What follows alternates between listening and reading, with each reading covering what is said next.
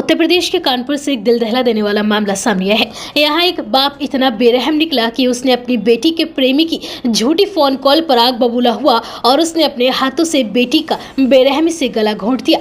बेटी दुहाई देती रही, हाथ पैर जोड़ती रही कि पिताजी ऐसा कुछ नहीं है और वह लड़का झूठ बोल रहा है, लेकिन इस बेरहम पिता के हाथ नहीं कांपे और उसने केबल वाले तार से बेटी का गला घोंटकर मौत के घाट उतार डाला।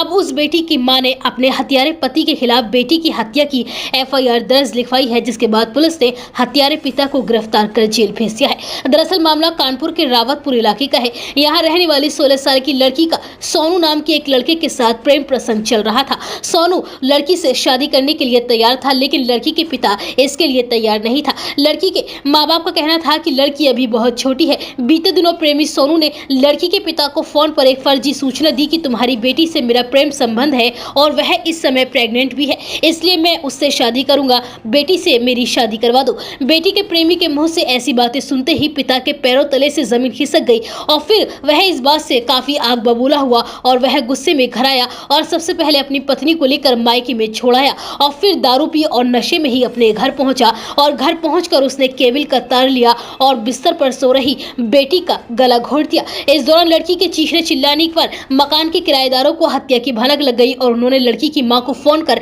इस बारे में सूचना दी। मां मौके पर आई तो पिता ने उसको भी पीटना शुरू कर दिया। मां ने पुलिस को सूचना दी। इसके बाद पुलिस भी मौके पर आई और देखा कि बेटी की लाश बेड पर पड़ी हुई थी। आरोपी पिता भी बगल में खड़ा हुआ था और मां रो रही थी। पुलिस ने जब आरोपी पिता को गिरफ्तार किया तो उसने सीधे कबूल कर लिया कि मैंने ही अपनी बेटी की हत्या की है। मां का कहना है कि पिता अपनी बेटी को बहुत प्यार करते थे और कभी मारते भी नहीं थे। इस लड़के सोनू ने फर्जी सूचना दी थी कि तुम्हारी बेटी प्रेग्नेंट है और इसलिए ही मेरे पति ने बेटी की हत्या कर दी। फिलहाल पुलिस ने आरोपी पिता को गिरफ्तार कर लिया है और अब आगे की जांच पड़ताल की जा रही है।